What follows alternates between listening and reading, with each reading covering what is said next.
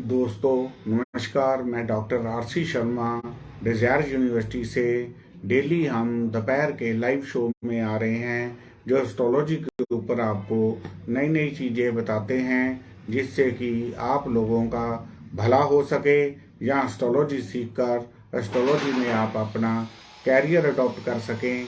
ये हमारा प्रयास रहता है। आज मैं सबसे पहले हॉट नोज इंडिया टीवी और डिवाइन मोक्ष के और जलंधर वासियों का, डिजायर यूनिवर्सिटी के सभी व्यूअर्स का अभिनंदन करता हूं। आज का मेरा टॉपिक है कि क्या ग्रहों की स्थिति होती है जिसमें के घर में, हमारे घर में का वातावरण है वो खराब हो जाता है। वो है हमारे कुंडली में शनि 60 सती, अष्टम ढैया और कांता ढैया और काल सर्वयोग। कलयुग में पंडित लोग काल सर्वयोग के नाम पर लोगों को डराते हैं, लेकिन काल सर्वयोग कलयुग में बुरी चीज नहीं होती। ये सतयुग में बुरी चीज होती थी, क्योंकि लोग घरों से बाहर जाकर जंगलों में अगले जन्म के सफर के लिए भक्ति किया करते थे। इसलिए मोह माया को त्याग कर भक्ति के मार्ग पर चलते थे। उस समय में ये काल सर्वयोग है नेगेटिव चीज थी, क्योंकि काल संयोग वाला मोह माया में ज्यादा फंसता है। लेकिन कलयुग में तो हमें इसकी जरूरत है। सभी लोगों को पता है कि पैसा, परिवार और इसके सिवा कोई भी चीज इस युग में अच्छी नहीं लगती।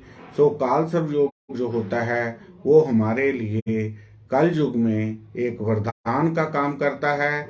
मैं सभी टॉपिकों के ऊपर अलग अलग आपको बताता हूँ। सबसे पहले हम लेंगे जी शनि की 60 सती। शनि की 60 सती, शनि का जो गोचर का शनि हमारा होता है वो हमारा 17 जनवरी को कुंभ राशि में आया है, जिसके कारण इस समय जो है मकर, कुंभ और मीन राशि वालों को, जिनका चंद्रमा मकर राशि में है, कुंभ राशि में है, मीन राशि है, ये मैं जन्म के चंद्रमा की बात कर रहा हूं। सो मकर, कुंभ, मीन राशि वालों को शनि की 60 सती इस समय लगी हुई है। और आपने देखना है कि राहु केतु जो होते हैं वो शनि के एजेंट हैं, और राहु केतु शनि गोचर के जिस भी घर में चल रहे होंगे, जिन घरों में वो प्लेस हैं, जिन घरों पे दृष्टि मारते हैं, 3 घर प्लेसमेंट से, 3 घर दृष्टि से, तीनों के तीनों 9 घरों पर या 12 के 12 घर कुंडली में प्रभाव से आने से जातक जो है डिप्रेशन में चले जाता है।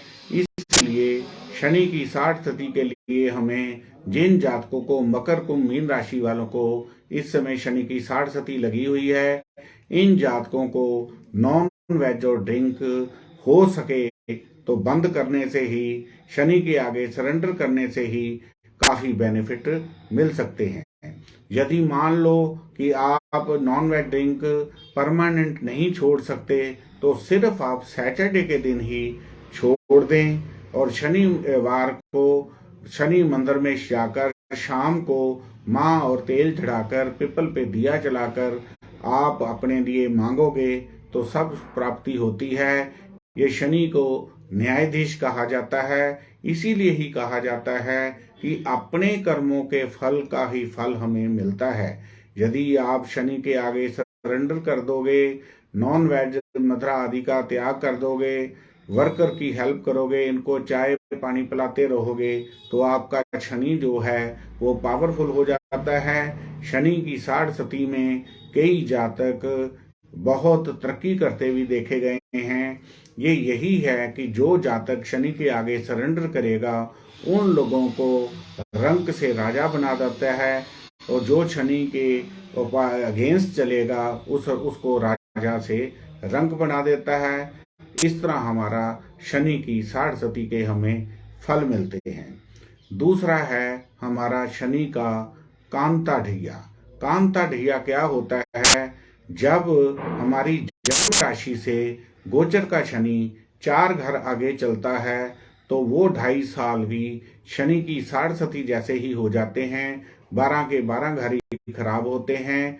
ये 2.5 साल जो है शनि की तरह होने से, 12 के 12 घर दबाव में आने से जातक डिप्रेशन में भी जाता है। सो कैसे देखना है कुंडली में आपको, कि मैंने अभी बताया है कि गोचर का शनि जो 11 नंबर में चल रहा है, 11 से 4 घर आगे कर लो तो इस समय वृश्चिक राशि जिनका चंद्रमा 8 नंबर में पड़ा है उनको कांता ढैया का ये फल मिल रहा है 17 जनवरी से, जो 2.5 साल के लिए ये रहेगा।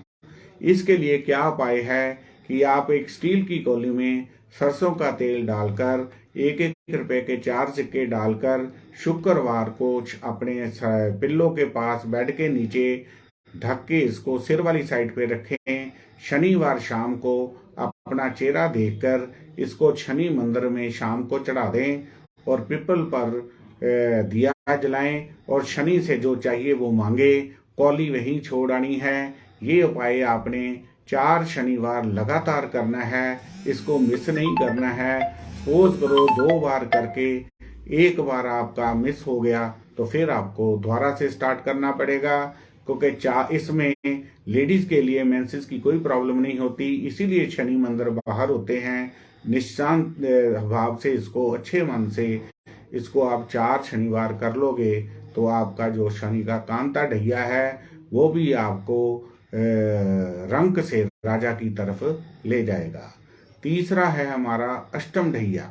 अष्टम ढैया कैसे लगता है, ये भी हमारा कुंडली में गोचर का शनि इस समय 11 में चल रहा है। आपकी कुंडली में जिस में घर में भी 11 डिजिट आता है उससे 8 घर पीछे कर लोगे तो उसे अष्टम ढैया कहते हैं। इस समय प्रेजेंट में ये अष्टम ढैया कर्क राशि वालों को चल रहा है, इसलिए इस अष्टम ढैये में भी जातक को 2.5 साल शनि की 60 सती जैसा ही फल मिलेगा।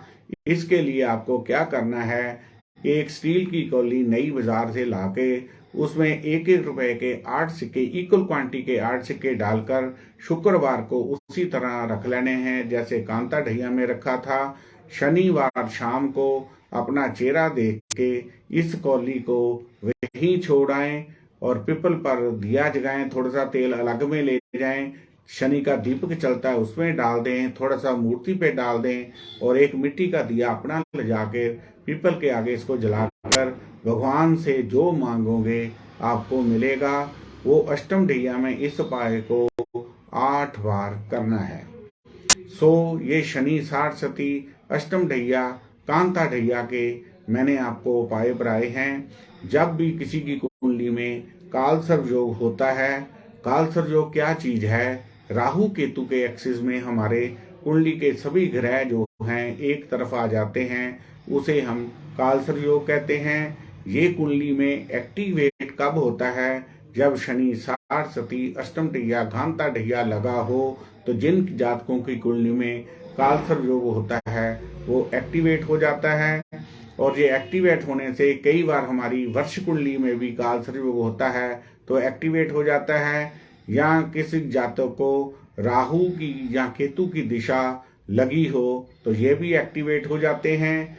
या किसी भी ग्रह की दिशा हो, जब वो राहु के नक्षत्र में होगा तो हमारे कुंडली के काल सर्प योग एक्टिवेट हो जाते हैं।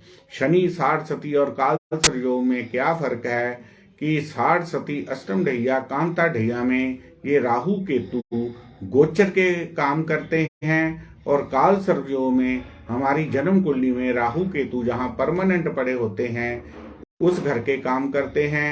आम तौर पर काल सर्प योग 144 तरह का होता है। मतलब मेन जो काल सर्प योग है वो 12 घर का होता है। यदि आपका राहु पहले घर में पड़ा हो उसे अनंत काल सर्प योग कहेंगे, दूसरे घर में पड़ा हो तो कुलिक काल सर्प योग कहेंगे, तीसरे घर में पड़ा हो तो वास्की काल सर्प योग कहेंगे, चौथे घर में पड़ा हो तो शंखपाल नाग काल सर्प योग कहेंगे, 9वें घर में पड़ा हो, 5वें घर में पड़ा हो तो पद्म काल सर्प योग कहेंगे, 6वें घर में पड़ा हो तो महापद्म कहेंगे, 7वें घर में पड़ा हो तो तक्षक काल सर्प योग कहेंगे, 8वें घर में पड़ा हो तो कुरकोटिक कहेंगे, 9वें घर में पड़ा हो तो शंख नागपाल कहेंगे, 10वें घर को पातक, 11वें घर को विशाखत और 12वें घर को शेषनाग काल सर्वयोग कहेंगे।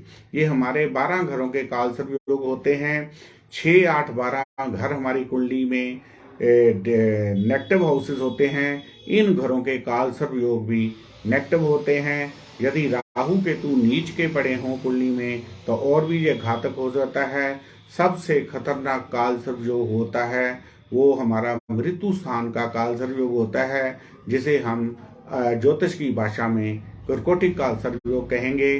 देखो, जो भी इंसान इस दुनिया में आया है उसने जाना तो है ही है, ये यूनिवर्सल ट्रुथ है। लेकिन 8वें घर के काल सर्वयोग की ये निशानी होती है, जिसकी कुंडली में 8वें घर का काल सर्वयोग संपूर्ण काल सर्वयोग हो 100% इफेक्ट वाला, तो उस जातक की मौत वेपन से ही होती है। जिनकी कुंडली में भी 8वें घर में राहु और केतु दूसरे घर में हो, तो ऐसे जातकों को ब्याह शादियों में जहां जाते हैं, जिस टेबल पर ड्रिंक सर्व की करी जा रही हो या जिस जो जातक ड्रिंक कर रहा है उसके पास वेपन हो, तो उस टेबल के पास ना बैठें। यानी इस काल सर्वयोग वाले को ये अवॉइड करना होता है। जैसे आपने कई बार अखबारों में पढ़ा है कि एक बारात जा रही थी, उसमें से किसी ने फायर किया, छत के ऊपर एक बच्चा खड़ा था, उसको गोली लग गई। तो वो शादी का उस गोली से क्या लिंक है, ये बच्चे ने क्या क्राइम किया था कि उसकी मौत हो गई। ऐसे बच्चे जो ऐसे ही मौत में जाते हैं उनको एनालिसिस करो, उनकी कुंडली में 8वें घर का, जिसे हम कर्कोटिक काल सर्वयोग कहते हैं, वही होता है, इसलिए उसकी वेपन से मौत हो जाती है।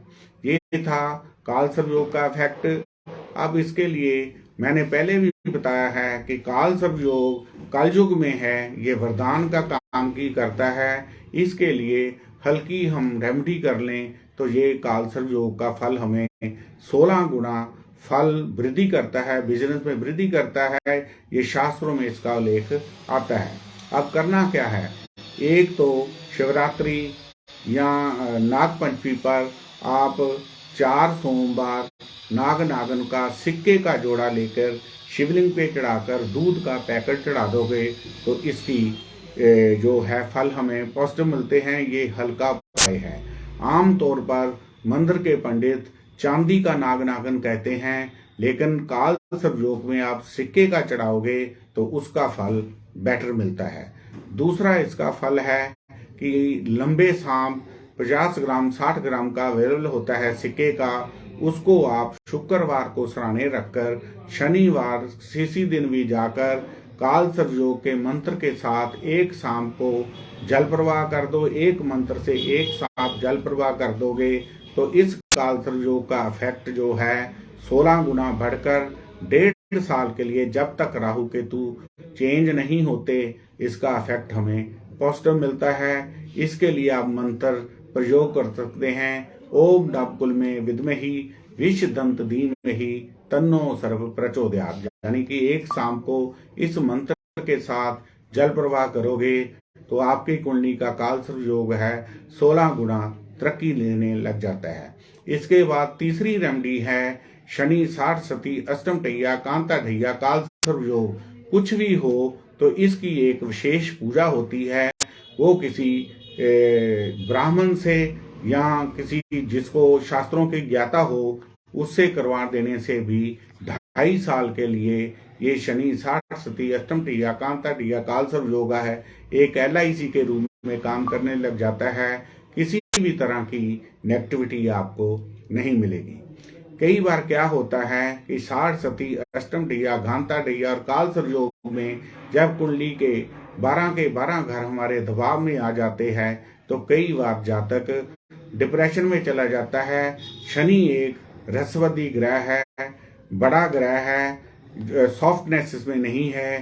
चंद्र एक छोटा ग्रह है, बच्चे के समान है और चलायमान है। जैसे एक बड़ा भार वाला आदमी छोटे बच्चे के ऊपर बैठ जाएगा तो वो नीचे से चिल्लाएगा, उसी तरह 60 सती अष्टम टैया कांता ढैया में भी यही चीजें होती हैं, जिसके कारण जो जातक है जिसमें कुंडली में होती हैं उसको ये प्रॉब्लम्स आने लगती हैं।